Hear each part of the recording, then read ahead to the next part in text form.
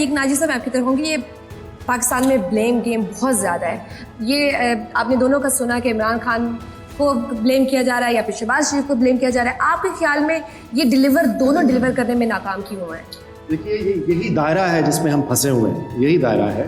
यानी ये इलेक्शन जिस पर हम बैठे हैं, किसी भी पार्टी का कोई भी वो उम्मीदवार सूबाई असम्बली का हो या कौमी असम्बली का हो, इन सब में एक चीज़ तो मुश्तरक है ना कि ये अरबपति है।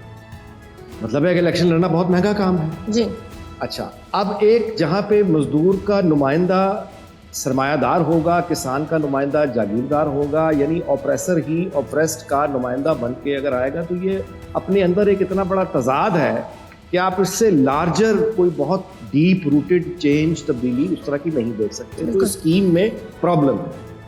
आगे आइए, लेकिन इसका हल क्या है? मैं दोबारा उसी तरफ आऊँगा।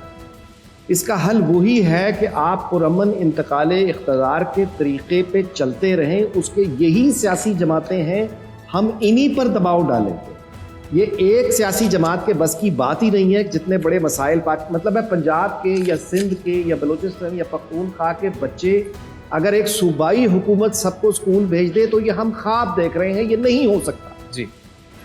2/3 क्या सारी की सारी असम्बली इनको दे दीजिए, ये नहीं कर पाएंगे। स्कूल बनाने के लिए पैसा चाहिए ना जी, उसकी एडमिनिस्ट्रेशन चलने के चेक एंड बैलेंस लोग चाहिए ना। तो ये वो मसाइल हैं जो बीमारों के हैं, जो फेरी वालों के हैं, जो किसानों के हैं, जिनके पास छत नहीं है, ये उनके हैं। ये वाले जो मसाइल हैं, कुंबे के मसाइल, इसके हल के लिए मुकामी हुकूमतों का मजबूत होना ज़रूरी है, उनका मौजूद होना ज़रूरी है, उनका बाख्तियार होना ज़रूरी है। और मुकामी हुकूमतों के निज़ाम का दबाव हम किस पर डालेंगे? इन्हीं पर डालेंगे, बिल्कुल इन्हीं पर डालेंगे। इन्हीं पर दबाव डाल के हम ये कहेंगे। अच्छा, फिर इन्हीं पर दबाव डालकर हम ये इनसे मुतालबा करेंगे कि आप कोटे सिस्टम के तहत ही शुरू करें, लेकिन वर्किंग क्लास लोगों को अपने साथ लेकर आएं। मजदूर का नुमाइंदा मजदूर असम्बली में बैठा हो, ट्रांसपोर्टर्स का कोई नुमाइंदा बैठा हो, ये फल सब्जी ये बेचने वाले, इनका कोई वहाँ बैठा हो। ये वही ख्वाब था जहाँ पीपल्स पार्टी ने जहाँ से जन्म लिया, ये वही ख्वाब था जिसकी PTI ने बात की।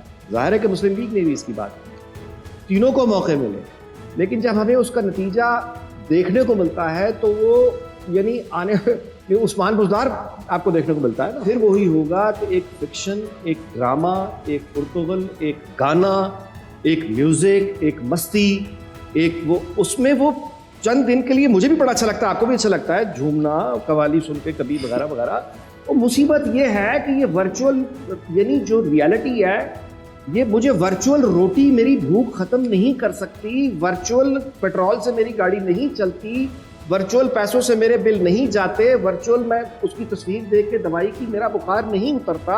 मुझे फिजिकल ग्राउंड रियलिटी, मैं इसको हाथ लगा के देखना चाहता हूँ, ये मेज़ है या नहीं है। तो हकीकत की दुनिया में आकर जो सियासी जमात उन हकीकतों को एड्रेस करेगी, मैं उसी को। लेकिन अगर मेरे भाई मसाइल गंभीर हैं, मसाइल तो सर बहुत गंभीर है। अगर गंभीर है तो मैं अपनी बात खत्म यहाँ पे करता हूँ। अगर मसाइल गंभीर है तो वो आदमी जो आपसे ये कहता है ना कि ये मैं चंद हफ्तों महीनों में खत्म कर दूंगा, वो मदारी है, उससे बच के रहें।